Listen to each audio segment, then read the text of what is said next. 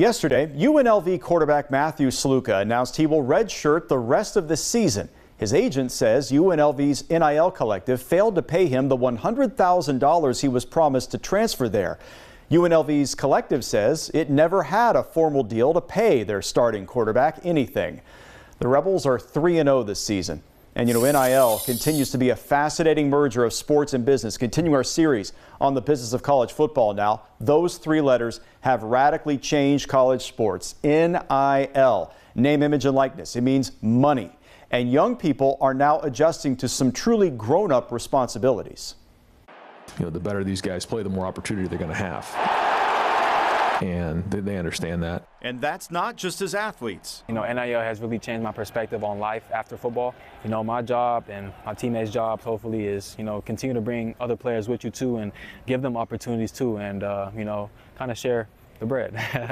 Denzel Burke's daily bread is rising. The last chance to leave your mark. Burke and many of his OSU teammates are in demand from companies, local and national.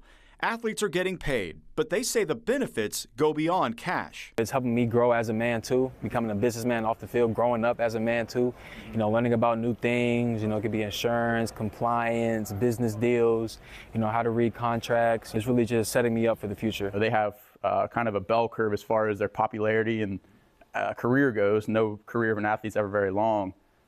So if we can start, taking advantage of their peak marketability, peak value.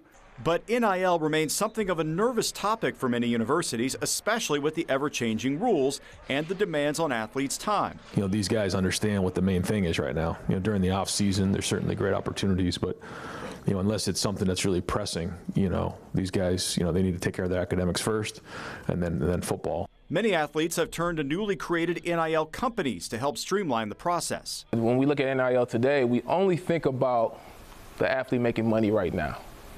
But there's an opportunity for him to build knowledge, experience, and generate income for the long term. Our own Chimdi Chekwa is a co-founder of Built Connections, a company which works with the Columbus Chamber of Commerce to identify emerging businesses and connect those companies to athletes who may share a common interest. Burke and women's basketball star Cody McMahon are the first two partner athletes for Built. Chimdi, he hit me up not too long ago. I was really optimistic about this whole thing and what he was telling me.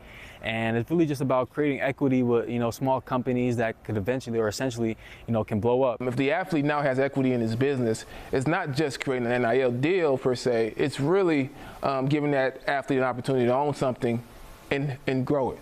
What it shows is that college sports is growing, and if we can create more avenues for the money that exists, then there'll be more opportunity for that growth to continue. I want to be wealthy down the road and create generational wealth, and NIL has been a big figure for me. Continue to become the best version of myself on and off the field is what's more important.